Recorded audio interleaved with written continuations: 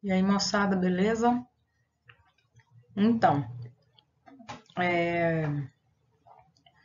essa é a nossa segunda atividade, questões de 5 a 8. Ainda revisão, tá? Não é conteúdo novo. E vamos lá, né? Porque vocês têm que dar uma estudada e também verificar, dar uma olhada nos conteúdos e já começar as atividades, né? Para quem não para quem já entregou a primeira de todas as disciplinas, a partir de hoje a nota de vocês nas atividades que vocês entregam atrasadas, elas diminuem, né? Não é mais o valor total, a não ser aqueles alunos que têm autorização da coordenação para entregar atrasado, beleza? Então vamos lá. Atualmente, a gente está falando de meio ambiente, degradação ambiental, esses negócios, né? Atualmente, existem aqueles recursos naturais que são de maior utilidade e, portanto, de maior importância para as atividades socioeconômicas. Um deles é o recurso não renovável, que se encontra cada vez mais escasso na natureza, podendo acabar nos próximos anos. Tal recurso demanda muitos gastos e técnicas avançadas na sua extração, mas é muito utilizado na produção de materiais como o plástico e também é visto como uma fonte de energia. O trecho acima fala de qual elemento retirado da natureza. Explique-o, né? A nossa pequena resposta é o petróleo. Trata-se do recurso mais utilizado na confecção de polímeros, isto é, do plástico. O plástico é um elemento que está ao nosso redor durante o tempo todo, partes de computadores, canetas, telefones, celulares, veículos, etc. O petróleo está em todo lugar, não limitando-se apenas à produção dos combustíveis como a gasolina e o diesel. Vale apontar que os combustíveis fósseis, como o petróleo, não são renováveis, ou seja, petróleo, minério de ferro, minério de amianto, todos os tipos de minério, todos os tipos de pedras preciosas, que também, né, são retirados do solo. Tudo isso, ouro, diamante, tudo isso, uma vez encontrado, vai ser retirado. Agora, uma vez ele acabou, não adianta você ficar mais naquele lugar ali ou esperar durante anos e anos para a sua próxima geração mexer naquele lugar, porque ele não vai nascer de novo, ele não é uma planta. Ele não se renova. Uma vez acabado, acabou para sempre, beleza? O petróleo não é renovável. Corre o risco de acabar se o uso não for controlado. Como recurso fundamental da economia atual, é preciso pensar numa transição gradual sobre o uso do petróleo, a fim de que busque-se a sustentabilidade no longo prazo, algo que não ocorre atualmente. A descoberta de reservas de petróleo no Brasil, por exemplo, é boa porque o petróleo possui um mercado muito forte a nível mundial, sendo que dele são produzidos os combustíveis mais usados no mundo, como o diesel, a gasolina, além dos plásticos e além das tintas também. Nós temos várias tintas, por exemplo, tinta de caneta, ela é derivada do petróleo também. E aí, e plásticos, quando a gente fala de plástico derivado do petróleo, são mais de 40 tipos de plásticos diferentes. Aí o que que acontece? A sociedade está cada vez mais industrializada. Sendo industrializada, logicamente, ela precisa de combustível. Não são todas que têm o combustível limpo. Por exemplo, a nossa não tem o combustível limpo. Nós temos energia eólica, nós temos energia solar, porém, não é todo mundo que usa isso. Se usasse, seria maravilhoso, mas não é. Então, o que que acontece? E outra coisa que agrava mais, desde janeiro e hoje é dia 10 de fevereiro. Ou seja, não tem nem um mês e meio ainda que começou o ano e já aumentou 3 vezes todos os combustíveis, diesel, gasolina, etanol, gás de cozinha, já aumentou pela terceira vez. O que que acontece? Ontem, assistindo aos jornais, eles atribuíram que uma das causas é o fato de que somente a Petrobras, que é a indústria, né, de extração de petróleo no Brasil, ela é única, ela não tem concorrente no Brasil. Então, o que que acontece? Ela pode colocar o valor que ela quiser, né? E outro que tá muito melhor para quem vende petróleo do que distribuir para o mercado interno. É claro que o mercado interno dá dinheiro, mas você vender os barris de petróleo é muito mais lucrativo. Assim como tudo que o Brasil exporta, é muito mais lucrativo exportar do que vender aqui no mercado interno. Então, por isso que a gente compra muita coisa muito caro dentro do Brasil, porque é muito melhor eles venderem do que ficar aqui. Então, ficando aqui, eles sobem o preço das coisas, né? Questão 6. Em 2009, Enem. No presente, observa-se crescente atenção aos efeitos da atividade humana, que nós também falamos ação antrópica, em diferentes áreas sobre o meio ambiente, sendo constante nos fóruns internacionais e nas instâncias nacionais. A referência à sustentabilidade como princípio orientador de ações e propostas que deles emanam. A sustentabilidade explica-se pelo quê? Bom, a sustentabilidade vem sendo abordada na agenda de diversos países no mundo nas últimas 3 décadas. A sustentabilidade não na utilização dos recursos naturais e energéticos se dá na manutenção destes recursos para as próximas gerações. Novas tecnologias amenizam os impactos humanos. Ameniza, não diz que acaba, né? Como o uso de energia solar e eólica, a reciclagem de diversos produtos na indústria e a reutilização de água nos processos agrícolas e industriais.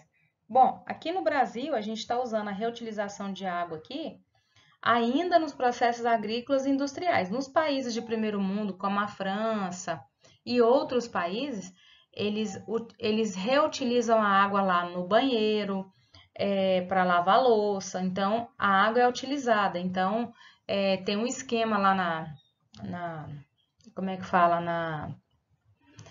No esgoto deles, que quando é só xixi, vai diretamente para um cano, quando é só fezes, vai diretamente para outro cano. E lá, por exemplo, os perfumes franceses, eles são famosíssimos pelo cheiro e pela durabilidade na roupa e na pele.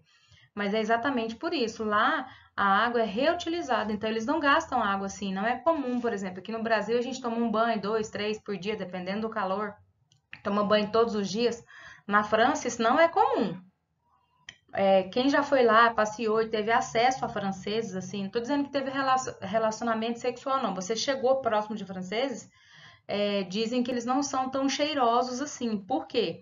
Porque lá eles fazem asepsia somente da região íntima na hora de tomar banho. Não é comum tomar banho todos os dias, exatamente porque lá tem falta de água. Eles fazem a reutilização da água. Enquanto aqui no Brasil a gente lava a calçada, lava quintal, né? Joga água na casa, lava tudo. Então, ainda no Brasil nós temos água sobrando, mas não é comum, beleza? Próximo, questão 7. Essa questão 7 é grande. 2015, a banca do Instituto Federal da Bahia. A crise hídrica vivida pelos moradores do Sudeste é Rio de Janeiro, São Paulo, Belo Horizonte, Minas Gerais, né, e Espírito Santo. Chamou a atenção pelo ineditismo, ou seja, inédito, né, e por ocorrer na região mais desenvolvida e populosa do Brasil, um país que é abundante em água. O território nacional é cortado por centenas de rios, entre eles o Amazonas, que é o mais caudaloso do planeta, que acumula a maior reserva de água doce do globo, equivalente a 12% do total. Na América do Sul, somos donos de 70% dos mananciais de água doce. Esse trecho foi tirado da revista Guia do Estudante, tá? A partir da afirmação anterior e de seus conhecimentos sobre a hidrografia e a crise hídrica no Brasil e no mundo, leia as proposições a seguir. Número 1. A falta de chuva é a principal causa da crise hídrica no sudeste do país, mas outros fatores também contribuíram para o problema, tais como o crescimento desordenado das cidades e as falhas no sistema de distribuição. Número 2. O enfrentamento da falta de água passa necessariamente pelo uso racional do recurso por toda a sociedade, cabendo à população economizar no uso diário, aos agricultores encontrarem meios eficazes de irrigar as lavouras e às indústrias implantarem sistemas de reuso de água. E número 3. A falta de água no mundo está tão somente ligada a sua distribuição geográfica, uma vez que esses mananciais hídricos estão ligados a regiões que apresentam altos índices pluviométricos, o que justifica sua escassez em climas mais secos. Das afirmações elencadas acima, pode-se considerar que uma delas está correta. Qual é? A número 3. E por que ela está incorreta? Porque a frase diz que a falta de água no mundo está tão somente ligada à falta de distribuição. Então, essa frase aqui, tão somente, ela deixou incorreta toda essa frase. Não é tão somente por causa da distribuição geográfica, não é tão somente, existem vários outros fatores. É isso que deixa aqui a questão incorreta, beleza? Questão número 8. Questão 8 do INEP, do Exame Nacional do Ensino Médio, né? Diz assim, ele dá esse quadro aqui com a tipologia de área, ele coloca bacias naturais, florestas, bacias com ocupação agrícola, cultivo, bacia com ocupação residencial e bacias com ocupação urbana pesada, tipo um sudeste do país aí. Aí ele coloca a porcentagem retida no local e a escoada, a porcentagem de chuva. E aí ele coloca, né? Dá uma olhadinha no quadro e aí ele pergunta o seguinte: a leitura dos dados revela que as áreas com maior cobertura vegetal tem o potencial de intensificar o processo de quê?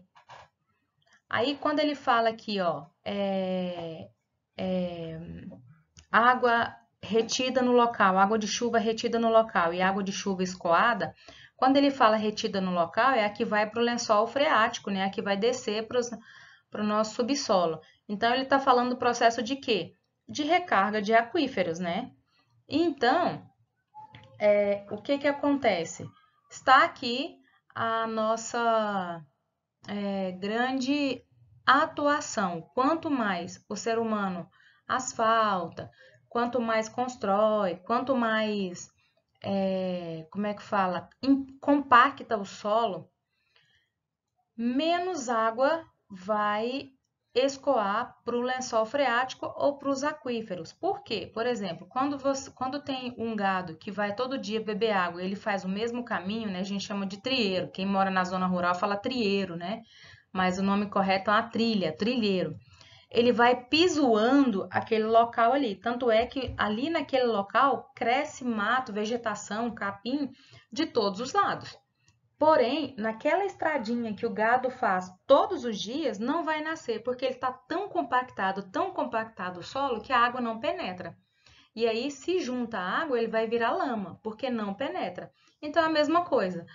O ser humano, ele compacta o solo, ele asfalta, ele arranca a vegetação. Então, arrancando a vegetação, deixando o solo desnudo, né?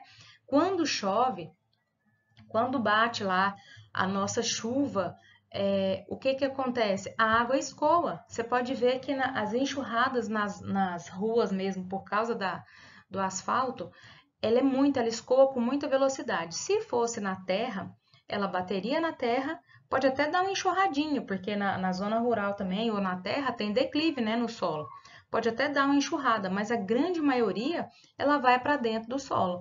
E aí, quando ela escoa nessa velocidade toda, no asfalto, o que que acontece? Ela vai causando o início de erosões, se não aprofundando as que já existem, porque a água vai formando aquelas cachoeirinhas, né?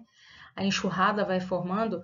O nome correto de enxurrada é água de escoamento superficial, né? Então, ela vai formando aquelas enxurradas e vai caindo e vai arrancando o solo das partes do solo mais baixa, né? Aquelas casas que estão nos terrenos mais baixos,